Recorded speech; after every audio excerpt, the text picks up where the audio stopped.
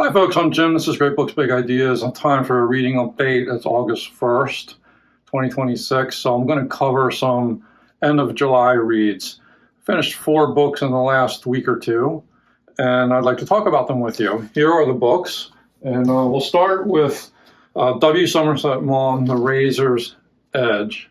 Been meaning to read this for a long time. This is a Penguin 20th Century Classics edition with the pale green color theme, and a nice floppy edition. A relatively quick read.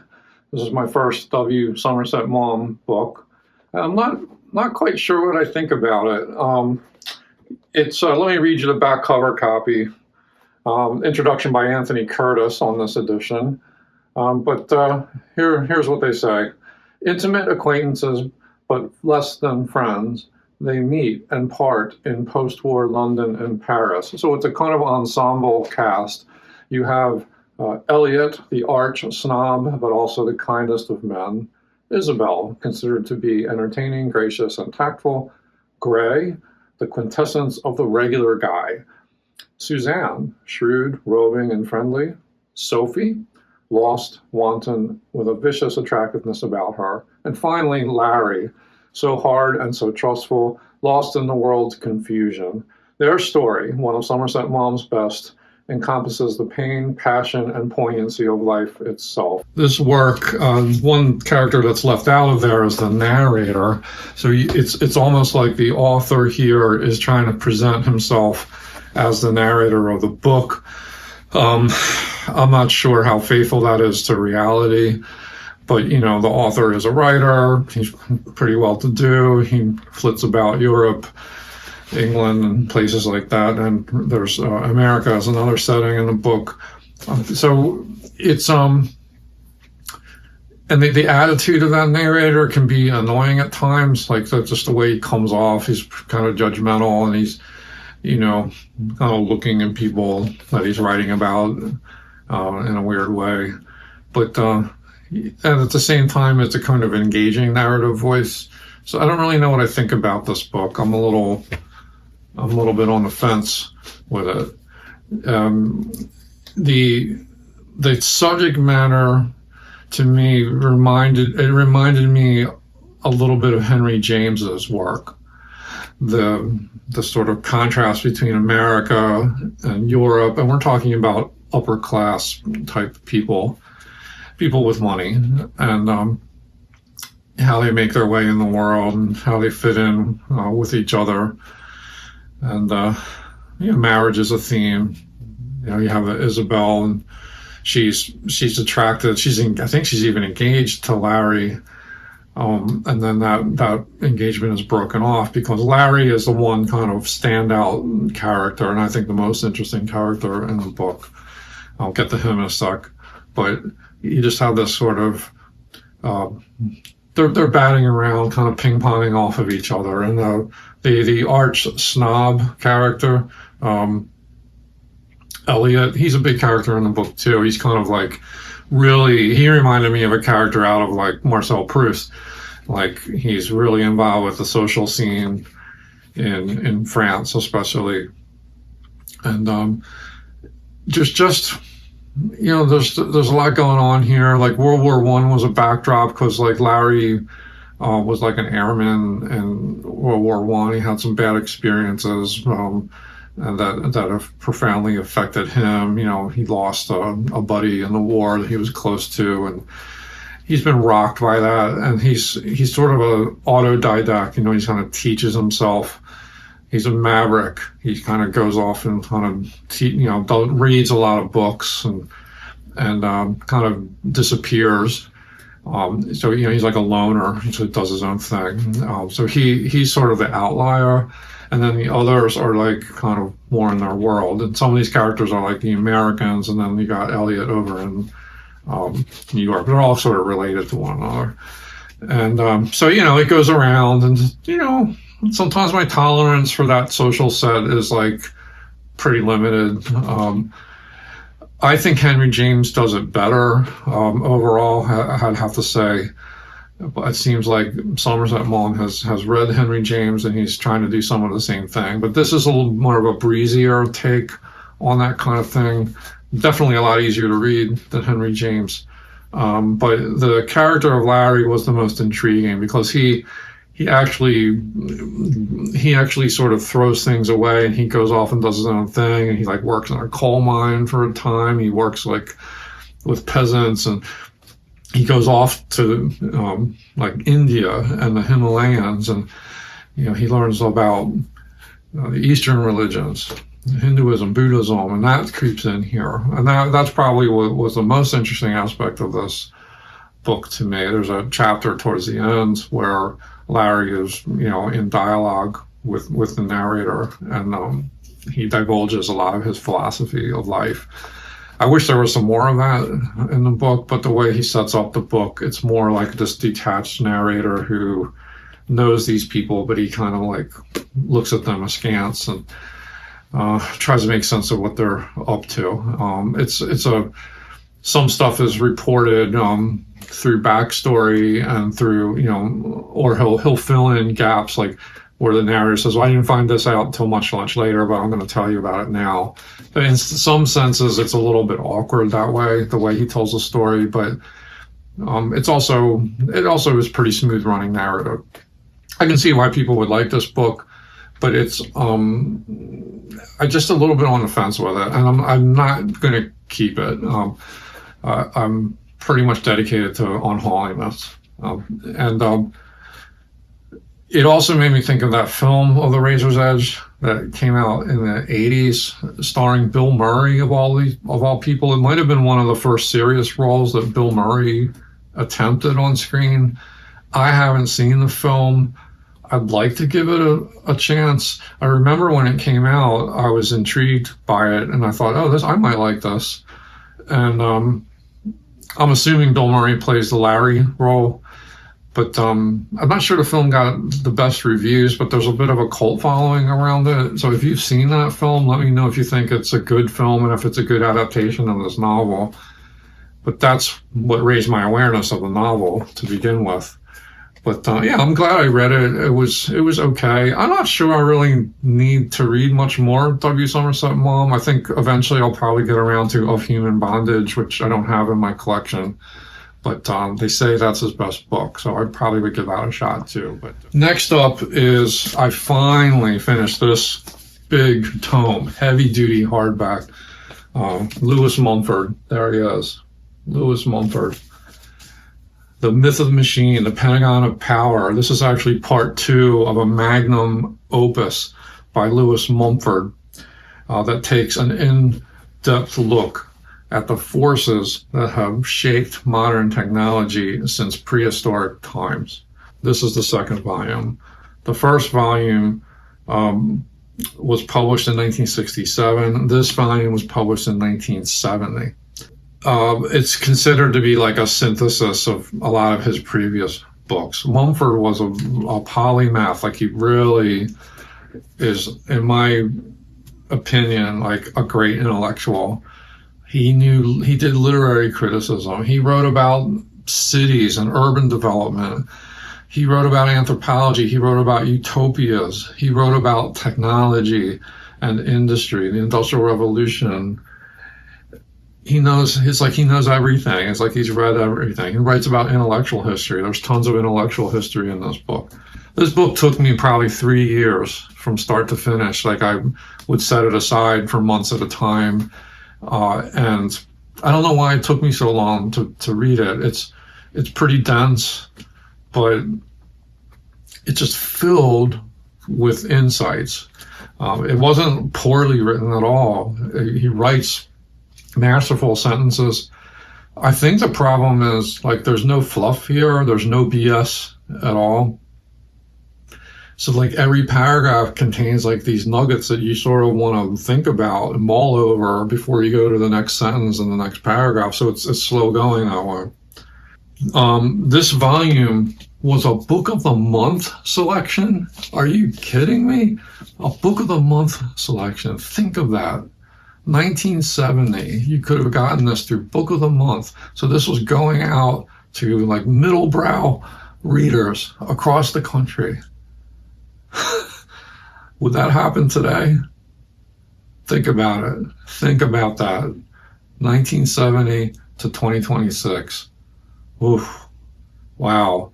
And these days, this guy, Lewis Mumford, was very well respected in his day and age.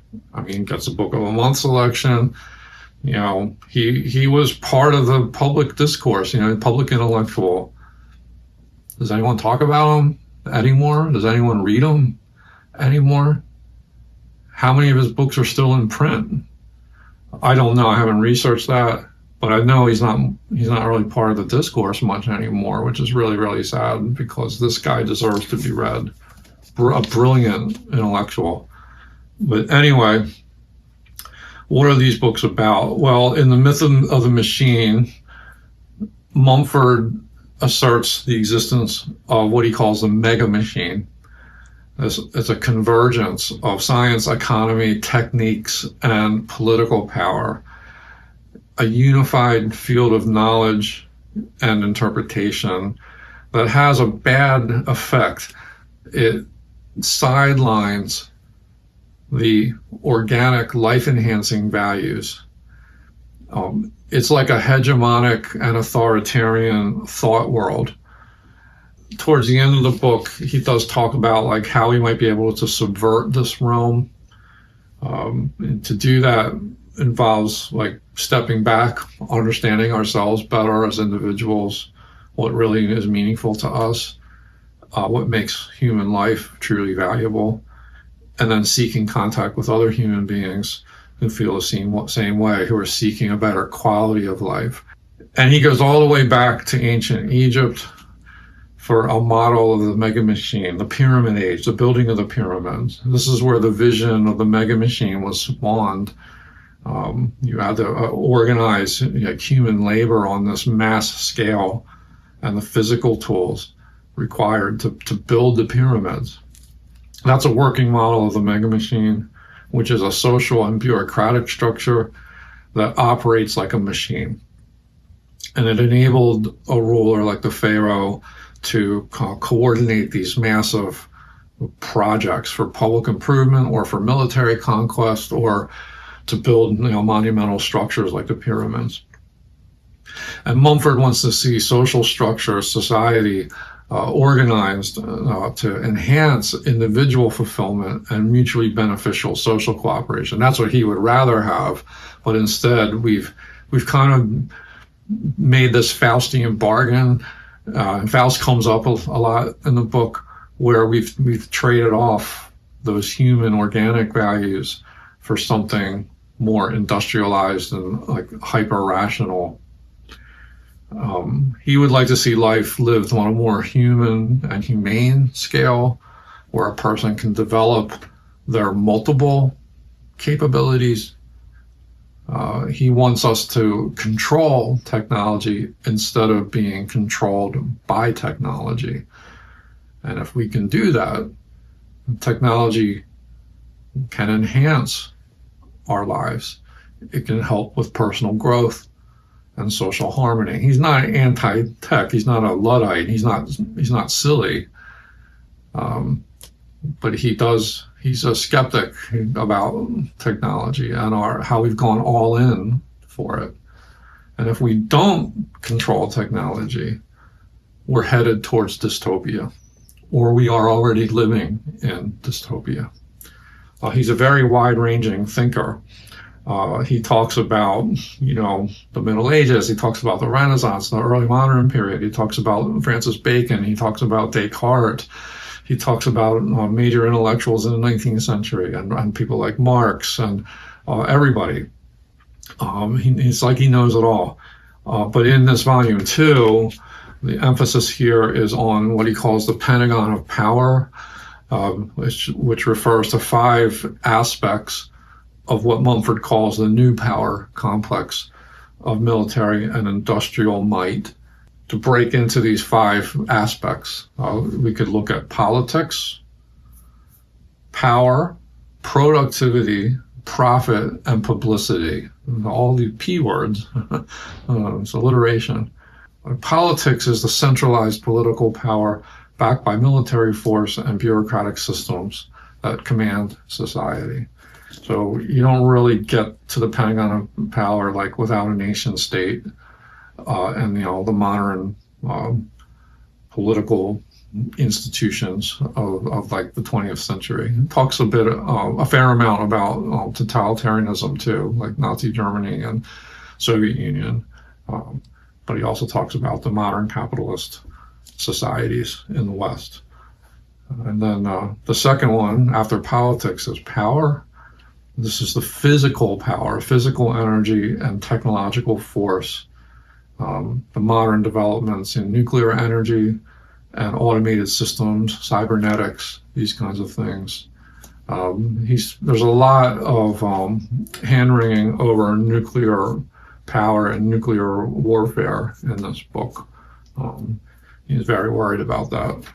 The third prong or the third aspect of the Pentagon of power would be productivity, the obsessive drive for industrial and mechanical output, emphasizing constant expansion and automation. Too much is never enough in this way of thinking. And I was thinking a lot about how all this led towards, the newest developments in artificial intelligence. And it just seems to me like we have not broken stride from what he was talking about here. It's just gone on to its like natural conclusions. The fourth aspect of the Pentagon of power is profit, monetary gain, financial motivation that serves as the lifeblood of the power complex. Talks a lot later in the book about consumerism as a kind of manifestation of that profit. Economies that are sort of built for overconsumption, and it's just so wrong-headed.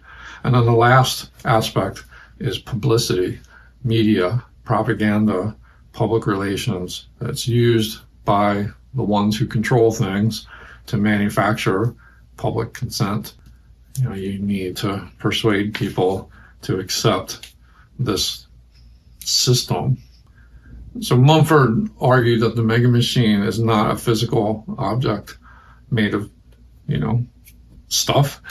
Instead, it's a social structure, a monumental social structure that treats humans as standardized, replaceable cogs in the machine. I kept thinking of the Pink Floyd song from Wish You Were Here, Welcome to the Machine, right? The ideal of the mega machine is like absolute conformity. Everyone worships efficiency, productivity, and they replace their organic human culture with this completely automated culture. Might call it slop. And then under this system, there's a loss of human autonomy. Individuals surrender their personal choices to experts who determine their interests for them. And the automated systems, think algorithms, sort of do the thinking for us and serve up what they think that we want and need. And there's this false belief that absolute technological dependency equals human progress. Lewis Mumford doesn't think that's the case at all. He's questioning the whole idea of progress. Now, to counter this, he proposes a philosophy called biotechnics. This is a model for society that puts life first, biology first, human needs ahead of the sheer mechanical power. It's a life-centered technology. Technology should serve the organic needs of the people and the culture. The key word in this whole book is organic. Comes back to it again and again, and that stems from the Romantic period. Lewis Mumford knows his literature and art, and I think he's borrowing that concept. So instead of forcing people to adapt to the needs of the machine, we make the machines adapt to us. It's a nice thought. I'm not sure how realistic that is. Another key word that kept coming up in this section of the book towards the end, where he does try to propose like a vision of a better future, is the word ecology, a word that was in use a lot in 1970. When was the first Earth Day? I think like 69 maybe.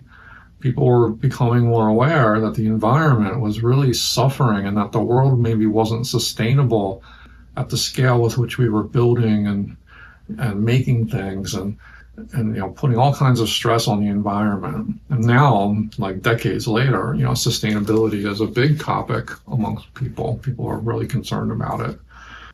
So it's like knowing when to say no, like knowing when to stop and saying, let's get off the treadmill here and just say enough is enough. We have to be willing to step aside and turn off the machines sometimes. So he would like to see us create more sustainable communities where aesthetic values are privileged. And he wrote a lot about this in other books too. There's books about like urban design, urban development, cities, walkable cities, communities where you have parks, where you have support for the community and things like that. I finally finished it, and this one is a keeper. It's the kind of book that I might come back to and take more notes on. I would love to do like a deep dive into this book someday, but I'm not sure I'm like intellectually capable of doing that. But he does touch on a lot of great ideas thinkers. It totally fits in with like a great books reading program. Library of America, if you're listening, why not include Lewis Mumford in your roster? I think he deserves it. All right, moving right along. Let's talk about this one, Lawrence Durrell, Caesar's Vast Ghost, Aspects of Provence. This is one of his later books, came out I think in 1990. Lawrence Durrell, author of the Alexandria Quartet, the Avignon Quintet, the Revolt of Aphrodite. He wrote a lot of travel literature, and this would be classified as travel literature. He lived in Provence, or technically he lived in the Languedoc region. So he knows this area really well, but he's covering this region, its geography, its ancient history, like just Julius Caesar sort of established this province after the Gauls were defeated, and there's tons of like Roman monuments like everywhere in this region. He talks about the Middle Ages, the Renaissance, the rise of the troubadours and the courtly love tradition that comes out of this area too. Fascinating chapters on that. Talks about the more modern history, talks about bullfighting. There actually is bullfighting in this area of France. What I didn't realize is there's this other kind of bullfighting that seems to be more popular in Provence, which is, if I understood it correctly, you don't kill the bull at the end of the bullfight, which I find to be just a grotesque thing. I don't even like to think about bullfighting. But like in this other variant, it's more of a game where they hang things on the bull's horns and whatnot, and then the human's job is to like steal those off the bull without getting like gored or anything. But he goes into that a lot. So you really get a great sense of place, sense of history. His ability to write history in here was really, really impressive. Like there was one or two chapters about a lot of the Roman history, like that's just reads like straight history. Like he's really good at it. It's a very multifaceted book. And it's not simple travel literature at all. Like it's very much, he's just talking about like he's doing this Lawrence Durrell thing, and incredibly descriptive passages. He's very good at that. Good at describing the setting. There's storytelling in here. There's characters, like people he was touring around with. Some of his own personal experiences. So he's like a little bit of memoir mixed in with that. There's some crazy chapters too, where he just goes off on like these weird riffs, like modernist riffs, where I was like losing the thread. I almost thought, were you drunk when you wrote these chapters? Like, you know, but, you know, he's kind of a virtuoso writer. So you know, sometimes he has to show off a little bit, I guess. I don't know. Some of it just reads like sort of travel log type of stuff. But I enjoyed it a lot, and it's illustrated too. There's a lot of photos. I'll just pick out a couple. It kind of keeps the pages turning. Some stunning scenery. If you've been to Provence, like, leave a comment and tell me what I'm missing. I would love to go there someday. But yeah, stuff like that. So it's a pretty cool book. Yeah, I'm a big fan of Durrell, his writing, and this was like even more Durrell than I expected. Like, it's, you know, he's just doing what he does. It's not a novel, but it's like, it's really good prose. He also mixes in some of his poetry with us. He wrote a lot of poetry, and this is like a weird thing with my reaction to Lawrence Durrell. I love his prose. I can't really stand his poetry. I don't get it. I don't follow it. It does nothing for me. It just falls so flat, or is like sometimes just grating. Like, I'm reading his poetry as an ebook, and I'm like constantly just wrestling with it. It's like, it just, some poetry just doesn't do it for me, and his doesn't. I'm not sure. I must be missing a boat on it, but whatever. But that was a really enjoyable read. A nice hardcover edition that I got at a used bookstore years ago.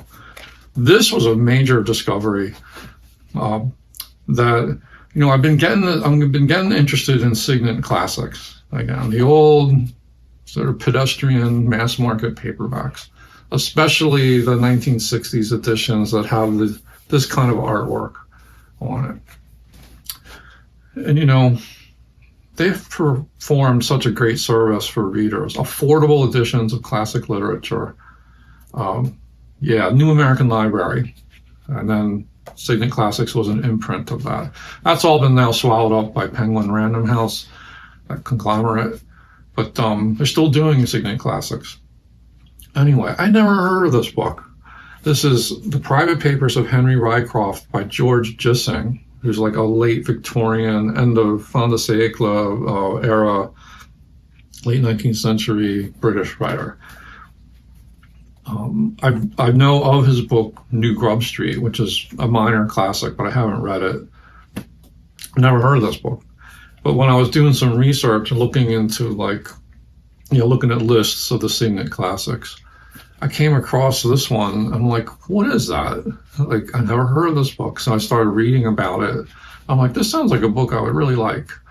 And I did. I really like this book. And so I ordered a copy of it off of eBay at a very cheap price. And it's a quick read. It's one of his later books. I think it might have been published after he died. This is, I think, from 1903, if I'm not mistaken. And it is like little essays, like little short essays that are, I think it's veiled memoir. It's like, you know, the character Henry Ryecroft is a stand-in for George Gissing. George Gissing, like, I don't know a lot about his life, but I'll try to just give you a quick thumbnail. He was a bit of a hack writer. Like, he made his living as a professional writer. He worked hard at it. He wrote a lot of novels, some of which got a lot of respect, I think. He didn't start life as a rich person. Like, he was not rich. There were times in his early adulthood where he almost starved to death. Like, he was destitute. But he always tried to make his living as like a tutor or a writer. He apparently was very well educated, like as a classicist, and probably should have entered like the intellectual, like academic life. But maybe that was barred to him because of his social class, I'm not sure. But he understands the lower classes in British society pretty well. And that comes across in this book too. This Henry Ryecroft is his like alter ego, if you will. And And the premise of this is that Henry Ryecroft has finally come into some money. Like he inherited some money, like he's in his like 60s or 70s. So he finally can retire. This is very much a book about retirement. So he's living, he's not super wealthy, but he's like kind of now moved to like Southwest England, like Devonshire and that area. I guess the West Country, is it called? And he's like, he has a house there and a housekeeper. And so he's reliving this retired life. And finally, for the first time, he can just kind of enjoy, like, not having to do a lot of stuff. Like, you get the sense that he really grinded hard, like, as a writer.